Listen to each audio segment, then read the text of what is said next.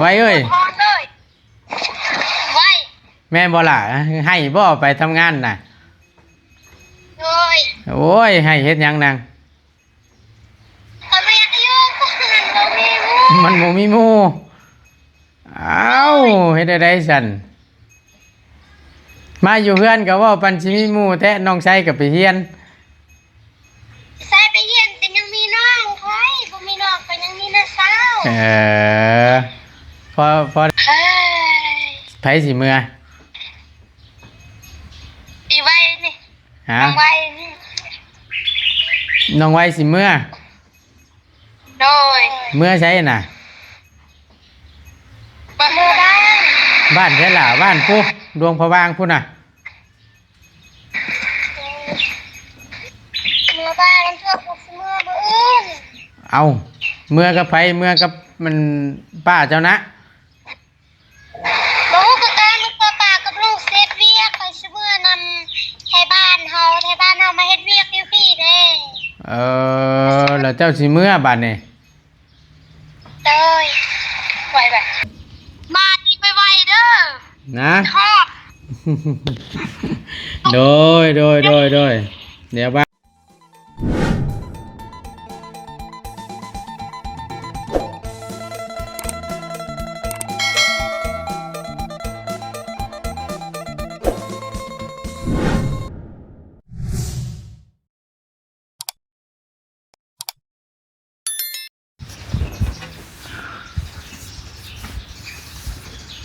เอาพี่น้องเนาะพบเจอกันกับบอตูนในคลิปนี้ก็ยังบ่ได้ออกไปใส่โยพี่น้องทั้งบอตูนกับอยู่เฮือนอยู่ซ่านนี่แหละเป็นเนาะเอาก่อนอื่นพี่น้องเลย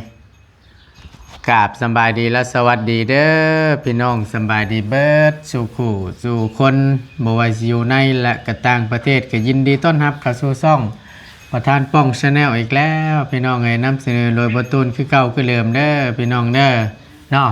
แจ้งพี่แจ้งน้องอีกห้อมหนึงเพื่อพ่อแม่พี่น้อง FC เพิ่นเข้ามาติดตามใหม่เนาะประธานป้องแม่นไผเด้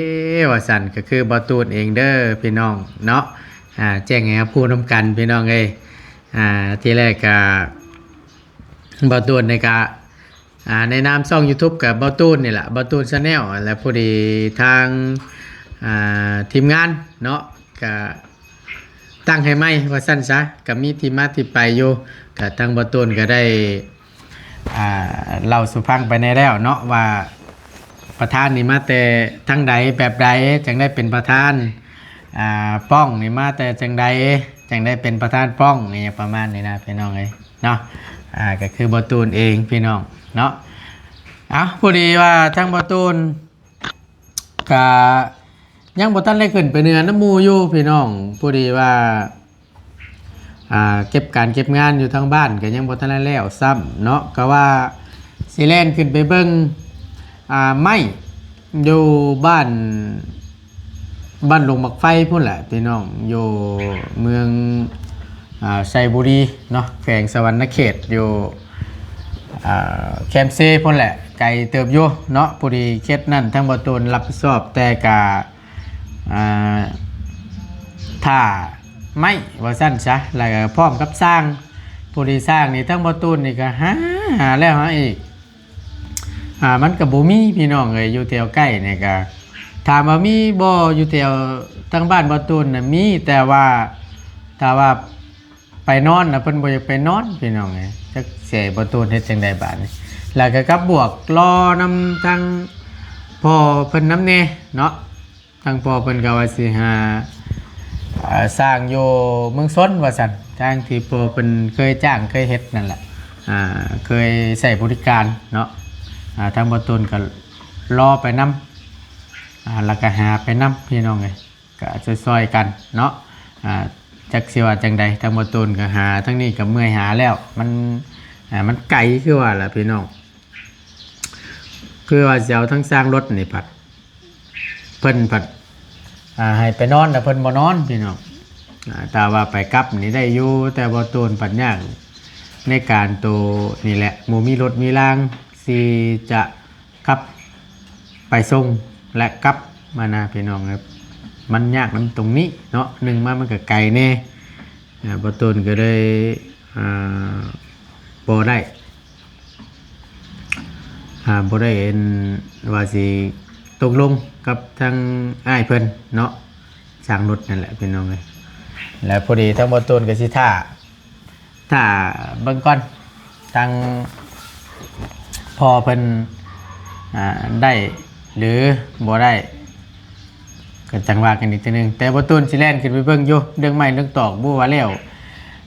แล้วบ่หรือว่าจังใดเนาะถามอ้ายบรรพรเพิ่นรอบก่อนนั่นขาดอยู่บุกี่โตว่าซั่นว่าใกล้สิได้ครบตามจำนวนที่ต้องการแล้วว่าซั่นเนาะก็ดีแล้วล่ะพี่น้องก็ไล่ไปที่ละอย่างเพราะว่าเคสตัวนี้เนาะก็คือเป็นทางอ้ายเราแท้ๆพี่น้องก็อยากซอยน้องอยากซอยน้องเราเองน้องคิงๆเนาะพอดีให้ทั้งประตูนี่แหละเป็นสะพานบุญให้ก็เลยไปที่ละขั้นตอนเพราะว่ามันบ่มีผู้ใหญ่หลายๆช่องทางว่าซั่นซะที่บ่ได้สมทบกันเข้ามาเนาะก็เลยมีแต่พ่อกับแม่เพิ่นมันก็เลยสิซ่าหน่อยนึงพี่น้องเอ้ยบ่หลายอย่าห่างบัดนี้เดี๋ยวประตูสิขึ้นไปเบิ่งให้เนาะแล้วก็สิขึ้นไปเบิ่งนำกันอีกเทื่อนึงพี่น้องว่าไปฮอดไสได้แล้วแต่ก่อนอื่นพี่น้องทั้งประตูเห็นทั้งอีหล่าใส่เพิ่นมีหยังเป็นเขียนไว้อย่างนี้พี่น้องเลยยกโป้มานำโอ้ยเนาะอีหละเพิ่นนี่ก็ไรเดี๋ยวทางมาตูนสิลองโทรไปหาเบิ่งอีหละเพิ่นก่อนคือจังว่ายกโป้มามีสั่งเด้เนาะน้องตันยงนี่ก็ได้เบิ่งลองโทรเบิ่งก่อนเป็ดเพิ่นฮัลโหลใช่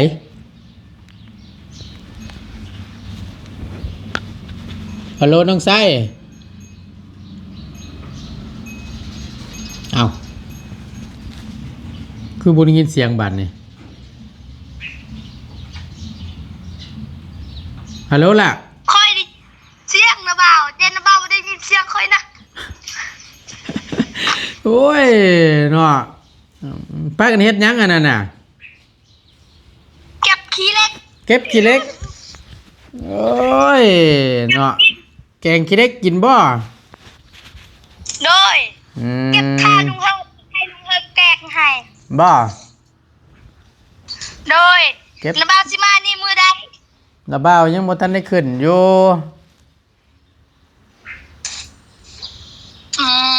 อีกจัก 2-3 มีบอกคนมามื้อนี้บ่ฮะมีบอกคนมามื้อนี้บ่มีบอกคนมามื้อนี้มื้อนี้บ่โดยก็เห็นว่าทั้งเบาบุญมันป้าเพิ่นสิขึ้นไปล่ะโดยสบายดีพี่น้องนี่เด้อทั้งเบาอัดคลิปอยู่ได้นี่โดยสบายดีเด้อโดยพากันไปเก็บจักคนนั่นน่ะป้า2 สาวเพิ่นเก็บอยู่ใส่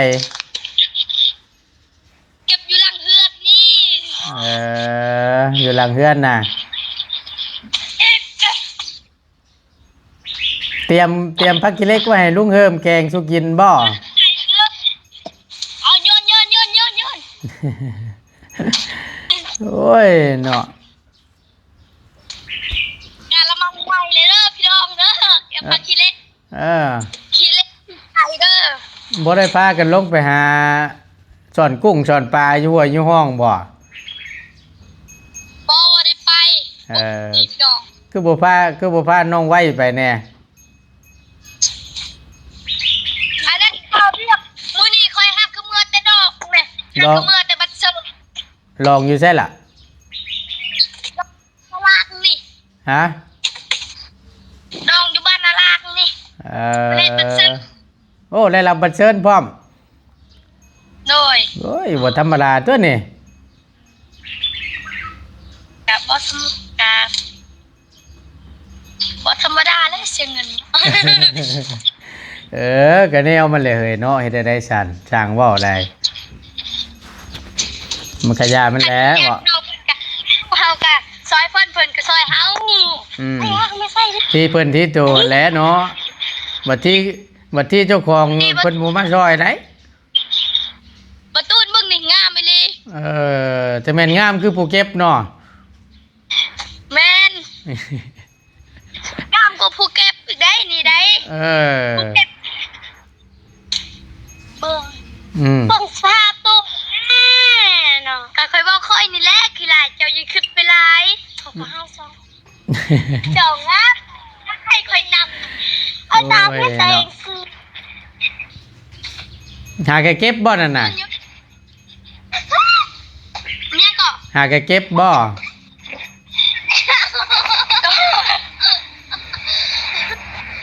หลายๆเติบแล้วปลากิเล็กน่ะ เนี่ยก็ หลายๆเติบแล้วบ่วะ ได้ไข่ได้ไล่แล้ว อืม เอากะละมังใหญ่มาเลยได้กะละมังใหญ่กูคนใส่คนก็ได้ ปลาสิโตเอาไปสั่งใหญ่แท้ ไอ้นี่ประตุน ฮะโอ้ ถ้าได้เขาก็บ่ได้ มีแต่ เด้อใส่ มีแต่ยอดงามๆเนาะ เอาบ่ให้พี่น้องเพิ่นเบิ่งนำแน่นี่ปักขี้เหล็ก อืมแล้วเพิ่นเบิ่งอยู่ได้นี่เพิ่นพี่น้องเพิ่นว่ากินฮอดอยู่โอ้ยลงเบิดแล้วเฮ็ดจังได๋สิได้เห็นน้องไส้ว่าซั่น บ่เฮ็ดแล้วเพิ่นบ่ได้มาหาเพิ่นยังอยู่เฮือนคันเพิ่นมานี่เพิ่นพ่อแม่นะพ่อแม่พี่น้องก็เห็นอยู่เฮาคันเพิ่นมานี่ เออ ยังคาเวียกอู้อยู่น้ำลูกแน่เนาะ ใจเย็นหาก็ลงมาได้ 2-3 มื้อหนึงเนาะให้อยู่น้ำน้องตีนหนึงก่อนกว่าเฮ้ย มาลนแล้วขึ้นไปลนโพดบ่าวก็ได้ แล้วบ้าเปิดกล้องให้แน่โอ้ย ฮะ เปิดกล้องให้แน่ เอานี่เล่เปิดอยู่นี่น่ะบ่เห็นติ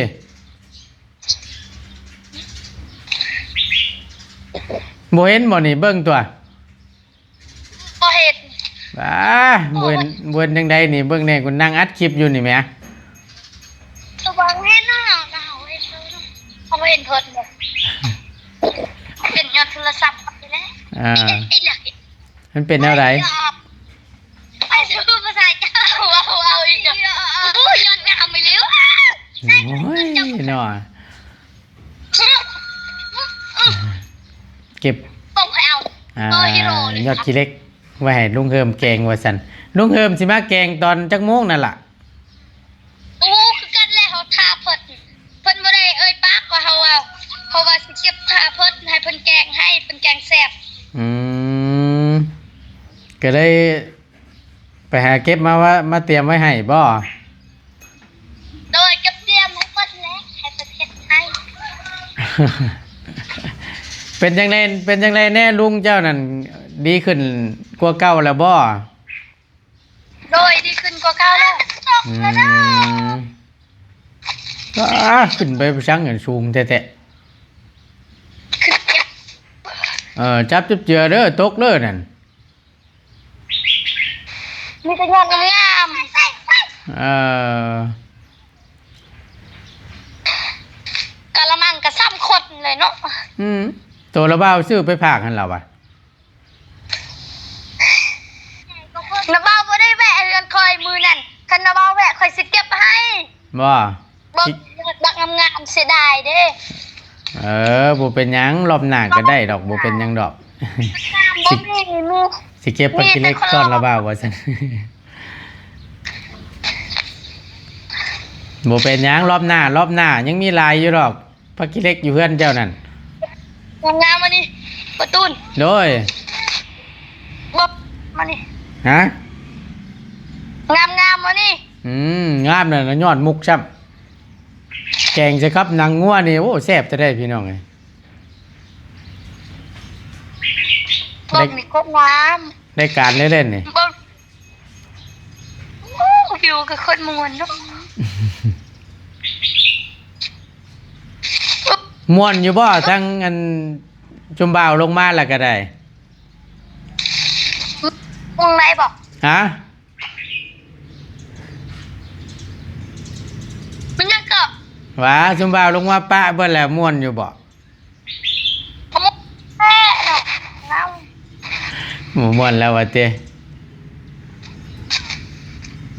อยากให้น้ำเบามาไวๆแล้วเขาคิดฮอดแล้วเราอยู่คนเดียว อยู่ผู้เดียว โดย เฮ้ย เมื่อวานนี้ก็ไปดินน้ำกัน ไปดินน้ำไผ่ มาดินน้ำเฮา ไปดินน้ำไผ่นั่นล่ะ ดินน้ำเฮากับเอยละน้อยมาดินนี่ อืมเพิ่นไปดิน ตับ เพิ่นไปดินน้ำบ่อ มาดินเฮือนเฮานี่กินตับได้ โอ้ไฟต่ำจูกินนั่นน่ะ ใครซื้อเอา อ๋อซื้อแล้วมากินกันอยู่เพื่อนนะ โดย อ๋ออ่า กินน้ำแซลมอนมันรวยเลยเฮ้ยละเด้ คิดว่า ไป คิดว่าพากันตำโชว์สีมือกันอยู่หันนะชื่อเอามันกับปานบัวแหล้ว ซื้อเอาแล้วดอกบ่มีเครื่องเด้คันมีเครื่องน่ะสิตับให้กินอยู่ดอก บ่ บ่มีเครื่องครบ กินมะม่วงเลย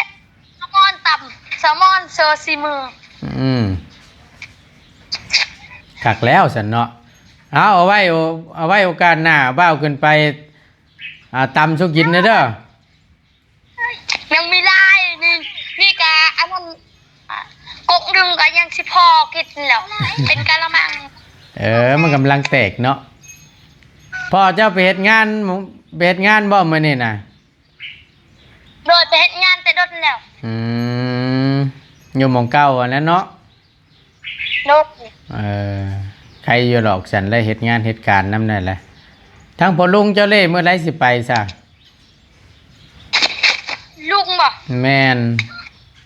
ลุงไปแล้วได้ เอ้า นี่ เอา ไอ้นี่ไว้นี่ฮักก็มาได้เฮือนเฮาฮักก็มือวานนี่มาเพิ่นให้จังมานี่ ไผให้ อยู่ น่ะ อยู่เสร็จบ่ม่วน ไผให้นั่นล่ะ อีว่าน้องไว้นี่เพิ่นให้ น้องไว้นะให้ เพิ่นให้น้ำแม่คอยเพิ่นว่าดาวยังเมื่อยอยู่นี่ใช่บ่เป็นยังบ่ยอมรับเนาะ อ่าใช้อันว่าอันเว้าใหม่มึงดูเบายังบ่เข้าใจนี่อันน้องไว้ไปไสก่อนจังว่าให้อยากกลับมาเฮือน เพิ่นไปเฮ็ดงานนำลูก อ๋อ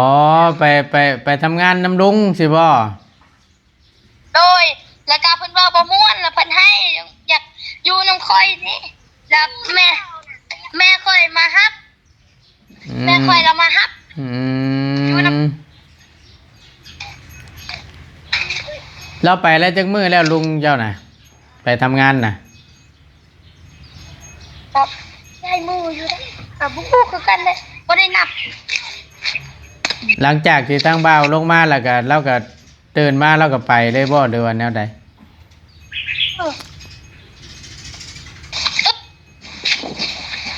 อ๋อมื้อแรกนี่น้องไว้นี่ไปอันนั้นบ่ไปทำงานน้ำป้าน้ำดงแล้ววันนี้แหละเพิ่นว่าบ่ม่วนสิบ่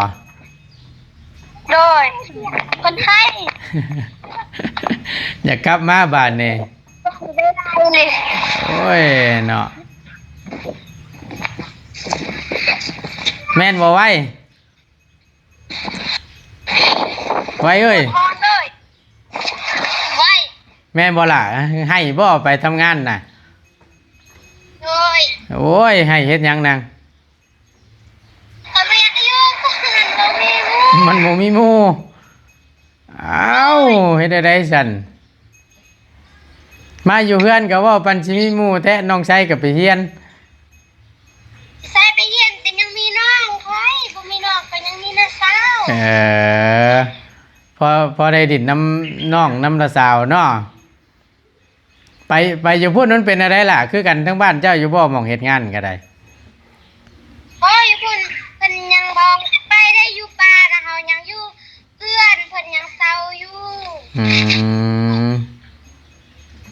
แต่เพิ่นเมาคือการมุกโซก็กลับบ้านแล้วเลย อยู่สิเพิ่นถือกันอะไรพี่น้องไอ้ม่วนแต่เนาะ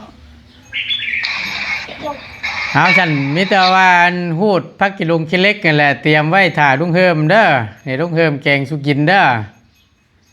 ไปพัก บ่อยู่บ้านเจ้า ไม่ได้ อยู่บ้านเจ้าบ่มีบ่ล่ะ มีบักลายค่ะบ่เคยกินเอาก็บ่กิน ลองเบิ่งอันเจ้าสิติดใจนั่น บ่แซ่บเลยเราลองมา ลุงเฮิมแกงสิกินน่ะแซ่บเด้อสิบอกให้ทั้งลุงเฮิมขึ้นแล้วพี่น้องเอ้ยเมื่อวานนี่เนาะเริ่มทยอยขึ้นเน้นเบาบนก็สิขึ้นแหละมื้อนี้ก็หลายผู้หลายคนอยู่เบาจันทน์น้ำแน่เนาะ มาวันนี้จังเลยเพิ่นมาบ่ ไปก็ บ่บุญเพิ่นลงเลย แม่นเห็นว่าเพิ่นสิเดินทางขึ้นมื้อนี้ว่าซั่น โดยตอนแรกก็มาฮอดเนาะ ก็ประมาณนั่นแหละช่วงหนึ่งแรงนั่นแหละ ไปสิได้กลับมานี่มื้ออื่นนี้เลยมื้ออื่นบุญเจ้าสิม่วงเฮ้ย ไผสิเมื่อ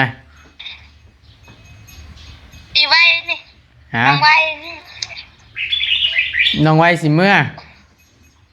โดย เมื่อใช่น่ะ มาเมื่อได้ บ้านใช่ล่ะบ้านผู้ดวงพะวางผู้น่ะ เมื่อได้มันเพื่อกูสิเมื่อมื้ออื่น เอาเมื่อกับไผเมื่อกับมันป้าเจ้านะ บ่ฮู้คือกันมันตัวปากกับลูกเฮ็ดเวียกไปสิเมื่อนำไทบ้านเฮามาเฮ็ดเวียกอยู่พี่เด้ แล้วเจ้าสิเมื่อบ้านนี่ เต้ยไว้ไปเอามาหนึ่ง น้องช่างว่าแท้เมื่ออยู่พุ่นแหละอยู่น้ำไผนั่นล่ะ สิเมื่อบ่อยครูโทรมาบอกให้คอยเมื่อเข้าโรงเรียนแต่คอยบอกเขาถ้าคอยบ่เมื่อล่ะคอยสิได้เข้าห้องป4เอาไป4กับป5อีก อ๋อมันขาดเทียนว่าซั่นซะ เด้ย สิเดินทางมื้ออื่นบ่ บ่ฮู้คือกันมันเกิดสิเมื่อมื้ออื่นถ้าเพิ่นใจมื้อนี้เพิ่นยังอยู่ที่อยู่ที่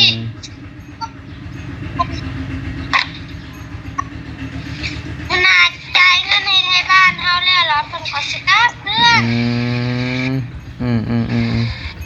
เอาขึ้นไปรอบนี้ยันบ่พ่อแล้วสันเนาะ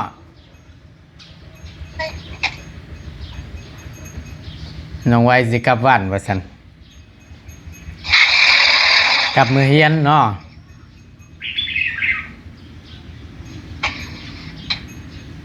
เอาเมื่อตั้งใจห้ามใจเฮียนได้เลยเนาะ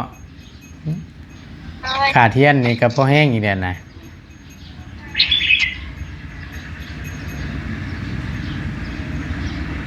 โอเคเด้อสลาเด้อพากันนั่นเตรียมพักกิเล็กไว้ให้ลุงเฮิมแกงชูกินสาบัดนี่เด้อ โดย โอเคสำบายดีป้าลุงเนี่ยเด้อ สวัสดี โดยโอ้ยเนาะมันก็ม่วนเท่านั้นแหละสองคนเพิ่น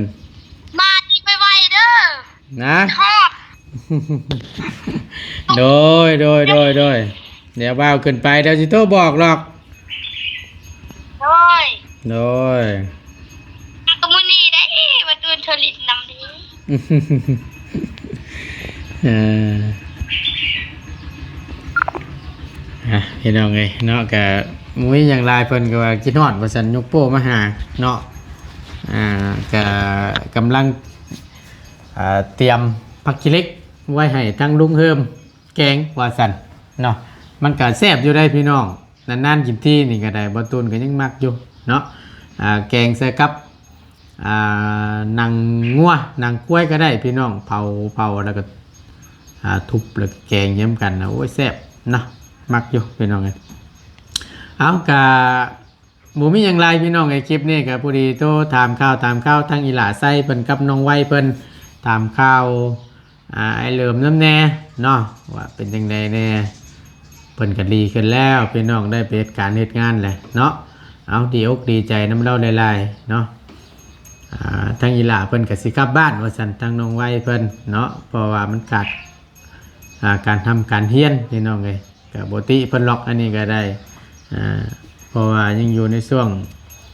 เฮียนบัดมาสิมันขาดนี่ก็คือว่าแล้วเนาะมันก็สิเซ็งบ่ทันหมู่นะพี่น้องเนาะเอาขึ้นไปรอบนี้ทั้งบ่ตูนญาติบ่พ่ออีหล่าเพิ่นอยู่เนาะก็บ่เป็นหยังโทรเอาคำว่าพี่น้องเพิ่นอยากเห็นอยากว่าอยากล้มก็ได้เพราะว่ามันก็สะดวกสบายแล้วเนาะเพราะว่าทั้งบ่ตูนก็ได้ซื้อโทรศัพท์ให้กับน้องเพิ่นเครื่องหนึงเป็นที่เรียบร้อยก็เป็นเงินทางแม่ครูมาลาและพ่อเพิ่นมาแสงวิสัยนั่นแหละพี่น้องเอ้ยทั้งพ่อกับแม่เพิ่นก็ได้ฝากเงินใหม่ทั้งบ่ตูนเป็นสะพานบุญให้เนาะซื้อโทรศัพท์ให้ในเครื่องนั้นพี่น้องเอ้ยราคาก็เกือบ3ล้านว่าซั่นสาขาดอยู่50,000เนาะก็ตีไปตัวเลขกลมๆก็3ล้านล่ะพี่น้องเอ้ยก็เรียบร้อยแล้วเนาะเอาก่อนอื่นพี่น้องเอ้ยทั้งบ่ตูนกับวิ่งลายก็ต้องขอบคุญขอบคุณขอบอกขอบใจพ่อแม่พี่น้องที่เข้ามาเป็นกำลังแห่งใจและติดตามเบิ่งคลิปโดยบ่ข้ามโฆษณาเนาะสิ่งที่สำคัญขอบคุญขอบคุณอีกครั้งหนึ่งพี่น้อง800,000โมเมนต์800,000ว่าซั่น80,000แล้วพี่น้องเอ้ยเนาะ80,000แล้วผู้ติดตามทั้งบ่ตูนก็ดีใจแฮงพี่น้องเนาะเอาจังใดก็ฝากพี่ฝากน้องนี่เด้อพี่น้องเด้อเนาะซอยเข้ามาติดตามและรับชมคลิปและเบิ่งคลิปโดยบ่ข้ามโฆษณาเนาะทางบ่ตูนก็ไฟฟันอยู่ได้พี่น้องโอ้ยสิไล่น้ำหมู่อยู่บ่เด้อันโลนี่ก็ไล่นะพี่น้องไอ้โล YouTube มันแหละผู้ติดตามครบแสนแล้วก็เพิ่นสิได้โลเนาะมาบ่ตูนก็อยากได้มาครอบครองพี่น้องเอ้ยเอาจังใดก็ฝากนี่เด้อพี่น้องเด้อซอยหลันบ่ตูนนี่เด้อเนาะให้ไล่ฮอดแสนคือหมู่แน่พี่น้องเอ้ยขอบคุณหลายๆขอบคุณลวงหน้าเด้อพี่น้องเอาสำหรับคลิปนี้ไปก่อนอยู่ดีมีแรงพบเจอกันคลิปหน้าพี่น้องสบายดีเด้อพี่น้องเด้อ